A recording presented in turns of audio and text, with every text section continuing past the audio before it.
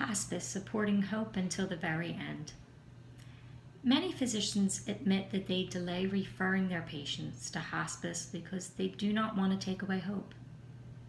When we think about hope and illness, it's easy to think about how natural it is to hope for a cure. Initially, that's a very healthy response. It gives us motivation, it gives us goals, it gives us energy to push forward. It's very positive and nurturing for our healing. But what happens when there is no cure? When there's no chance of improving, and the reality that the person is terminal sets in? When that person has a limited life expectancy?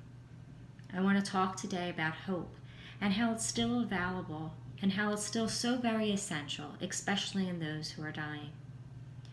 Hope and an individual's goals often change throughout their life, but hope should not be thought of as lost when one is facing the end of their life. Hope is in each one of us. Hope is ours to keep.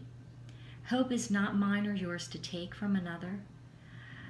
Hospice focuses on helping individuals live with the highest quality of life by supporting the patients to carry out their individual goals, hopes, and dreams. In healthcare, there are 5 major stages that hope are often referred to. So if we look at healthcare and these kind of 5 major stages, we look at the hope for a cure, the hope for treatment, the hope for prolongation of life, the hopes of the dying, and the hopes for a peaceful death. I want to discuss today the power that hope can still have when one is facing the last days of their life. Hope can change the way a person lives. It can change the way a person dies. Hope can support the grieving, and it can bring comfort to the suffering. Let me share this quote with you that I found that I really think is so important and puts everything into perspective. Endings matter, not just for the person, but perhaps even more for the ones left behind. So let me go back to the beginning. Let's talk about those physicians who aren't comfortable with telling their patients that they have a terminal diagnosis. Those physicians, that feel like they're going to take hope away. Hope can change the way a person lives. So if somebody is not aware that they might be dying, it can directly affect the way they live their life and how they prepare for their end of life. It's important to know that hope is found in all stages of life, and hope can be destroyed if a patient is not given the proper amount of time to prepare for their end of life. Hope is still part of life in every process, and hope is part of the dying process as well. Hope is what helps the patients to find their peace, to finish unsettled business, to make arrangements with loved ones, to pass on the wisdom in the way that they want to pass it on to the people that they love. Hope is in the planning and in the preparing for the person as they live out their final days. Hope is in the supporting of the person. Hope helps people face the most challenging times of their life. Hope is what helps the person who is leaving find peace that they are one day soon going to leave this earth. Hope is for the person to define, not for me or you to define. Hope is their right, it's their platform, and it's their destination. Hope is theirs to hold and not for me to withhold. Hope is in our yesterdays, it's in our today, it's in our tomorrow. Hope is in each one of us, and hope is what is left when everything else is going to be taken away. Hope is in your beliefs, it's in your heart, it's in your soul.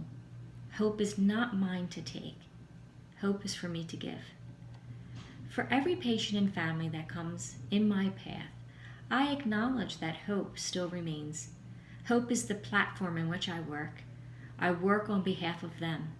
I work to help them find their hope, live their hope, and find peace in hopes that they have lived.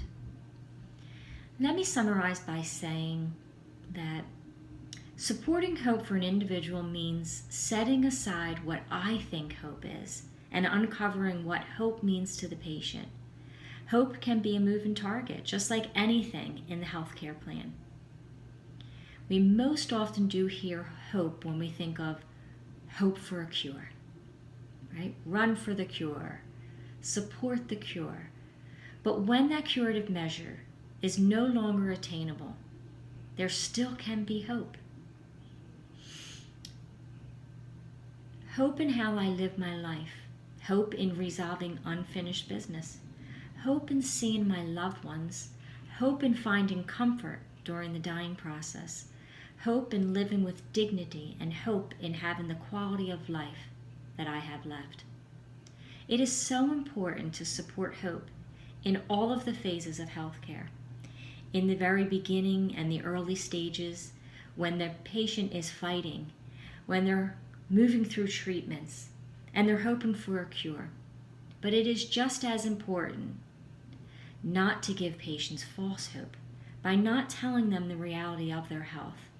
As a hospice nurse, I am committed to every patient and family to help them plan out their goals and their hopes so they can live the life they are capable of and do as much or as little as they want before their time here is done. We must remember that when a patient passes away, their family still remains. Hope is not only for the living, but it is for the dying. Hope is what will remain when their loved one passes away. There is hope that we cared for them well. There is hope that they will live on. There is hope that we will see them again. There is hope in the legacy they left behind.